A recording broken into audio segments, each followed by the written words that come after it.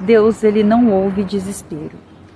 Sabe aquele momento quando a gente está desesperada, quando tudo começa a acontecer e a gente não consegue resolver aquela situação, aquela dificuldade, aquele problema? É o momento ideal para a gente exercitar a nossa fé em Cristo Jesus. É o momento da gente falar: Senhor, eu não consigo. Faz por mim, me ajuda.